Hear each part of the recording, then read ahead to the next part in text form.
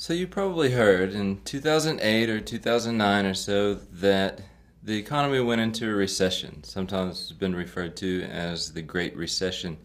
Um, what we want to think about in Chapter 12, now that we know a little bit about what GDP, Gross Domestic Product, is when we measure GDP and think about GDP growth, uh, what happens to GDP over time? Generally, there are fluctuations in GDP and the rate of growth in GDP, and these fluctuations in GDP are referred to as the business cycle. The recession is one of the phases of the business cycle, and so what we want to think about is the business cycle, our macroeconomic measures of activity like GDP are important, but we also want to think about the unemployment rate and then talk about what is meant by potential GDP and what it means to be below that level of potential GDP. So, throughout the history of macroeconomics, we have seen that the general trend especially in the United States, has been that real GDP, remember that's the level of output that's been adjusted for changes in the price level, that real GDP looks something like this red line, that it has generally increased over time. So we're looking at real GDP, and we're looking at time on the horizontal axis. And so the general trend has been upward. That is, we generally experience growth over time, growth in real output. Within that general upward trend, though, we have tended to experience kind of a cyclical changes in GDP growth. So if we kind of zoom in and look beyond that red trend line, what we see is that sometimes we are experiencing growth, and sometimes we are experiencing a little bit of a downward trajectory in the growth rate. So the economy kind of shrinking, producing less output. This is what's referred to as the business cycle. And so we kind of reach a top part that's called the peak, and the downward trend part of the business cycle is what's referred to as a recession. We kind of bottom out at some point, and then things turn around. In this picture, it says recovery. We think about the expansionary phase of the business cycle, as it's often referred to. So we have recessions, and then we have expansions, and generally the expansions have outweighed the recessionary periods, such that the overall trend has been upward for some time now in our country. Unemployment. To think about unemployment, we need to expand our vocabulary a bit, I guess. The unemployment rate is defined as the number of people who are unemployed as a proportion of the labor force. So it's a fraction, right? It's the number of unemployed divided by the number of people in the labor force. So we get something like 0.08, which would give us 8% unemployment rate, like we are experiencing right now in 2012. It's important to point out that we're talking about the number of people who are unemployed as a proportion of the labor force, so we're not talking about the number of people unemployed as a proportion of the population. The labor force is defined as people who are 16 years or older. They're not institutionalized, so they're not imprisoned or anything. And they are either working or looking for work. So we have defined the labor force as people who are either working or actively seeking employment, which leads to a kind of funny outcome that we'll look at in just a minute. So that the unemployment rate is a proportion of the labor force means that if people drop out of the labor force, it actually makes the unemployment rate look a little bit smaller. So if we think about people who would be counted as in the labor force, I always tell the story of my old college roommate whose name was Steve, who spent most of his day sitting around playing video games and doing whatever he could to pass the time. And his father would often come by or call and say, "Stephen, have you found a job?" And Steve says, "Nah, I haven't found a job." And then his mom would come by and give him money, so he wasn't really looking for a job. And we think about the question of whether Steve is unemployed or not. Now, it's obvious that Steve's not working. He spends most of his time when he's not in class playing video games. And so, since he's not actively seeking employment, he would not be considered as part of the labor force. So he's not counted in this unemployment rate. And so if we think about people like Steve who are just not looking, or it could be people who were very prudent and built up an amount of wealth that allowed them to retire early. I met a couple who retired at age 45. They had no children. They had saved up an amount of wealth that would allow them to live comfortably for another 45 years, and so they quit working. They weren't actively seeking work, so they're not considered part of the labor force and not included in this unemployment rate calculation. I've also met several stay-at-home parents, stay-at-home moms, and stay-at-home dads who choose to, rather than work outside the home, not to imply that they're not working, but rather than work outside the home, they choose to stay at home and provide child care and such for their children. These people who aren't seeking employment outside their home are, again, not included in the labor force. And this is a thing that makes the unemployment rate perhaps look smaller than it is. It's also one of those things that we discussed where the output that these people produce, the stay-at-home parents, certainly are productive, but their productivity is not included in the GDP calculations. That's another thing to think about. We have three types of unemployment that exist, and we differentiate them by kind of why the people are unemployed.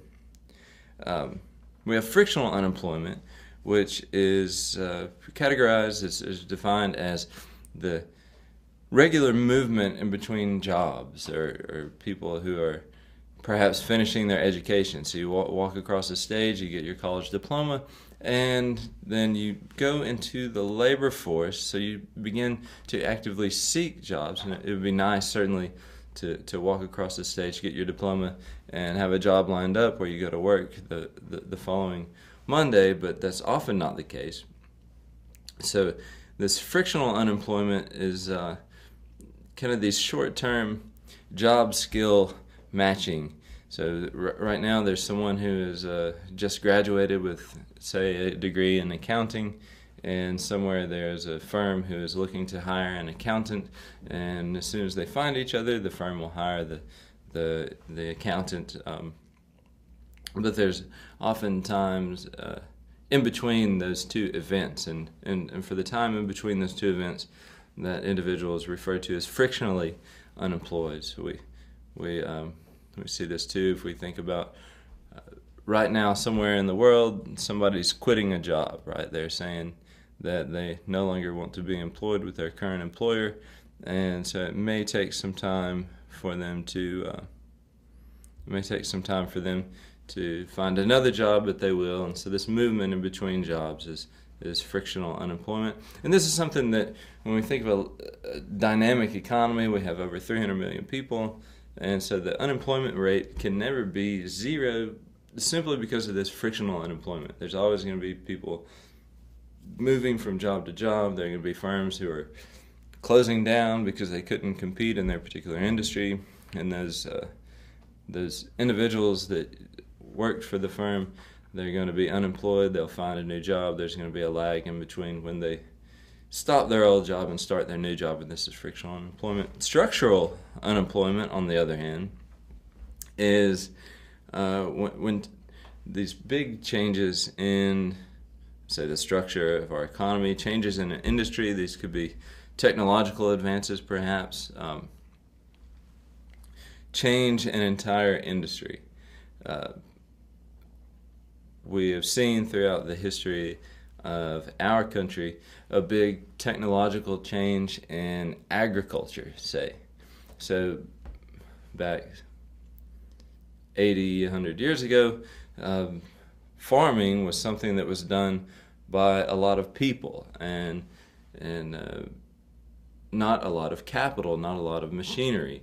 It was very labor-intensive output, or labor-intensive production process. And so what has happened over time with the technological advances in agriculture is that the technology has allowed more productivity from each worker, such that we can think of the workers kind of being replaced with machinery, which at first kind of seems bad, right? We have these people who are farmers. They've been farmers their whole life. Their dad, their granddad were farmers, and now they no longer have a farming job.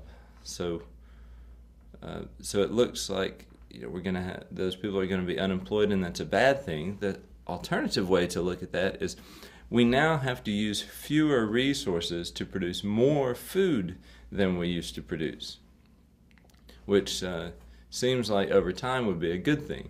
We don't have to worry about food production, so now we can train our labor to be productive in other occupations. And so we saw a shift from agriculture to more manufacturing. And for a time in our country, manufacturing was more labor intensive. We think about an assembly line where a car comes down the assembly line, and there were lots of workers who are working on the factory floor. And recently, there's been a shift in that production technology. That production technology has become much more capital intensive, so we see fewer workers in manufacturing than we used to. And this is it's a popular notion that is false, is that manufacturing is shrinking in our country. In fact, manufacturing, the amount of stuff that we manufacture is more than it's ever been. However, the amount of labor employed in manufacturing has fallen a good bit. This is the shift in technology, production technology, from more labor-intensive production to more capital-intensive. And so what we see is the people who used to be working in factories and, say, textile mills are now having to be retrained.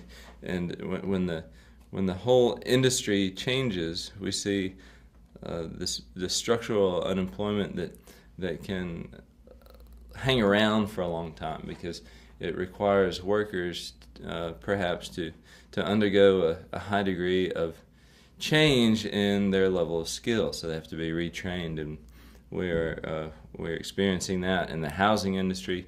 We had a lot of masons and carpenters who went into that field because of the boom in housing, and then when the housing market falls off, we have a lot of people in construction who were formerly in construction that now have to be retrained to do something else, and that takes a lot of time. So these big structural changes in our economy can hang around and can be pretty tough to deal with on an individual basis, but it's one of those things that is I guess necessary and a side effect of the growth that we prefer to experience. Now, cyclical unemployment is the part of unemployment that just rises when we're in a recession and falls when we're in an expansionary period of the business cycle. So it goes, the cyclical unemployment goes the opposite of that business cycle graph that we saw a few slides ago.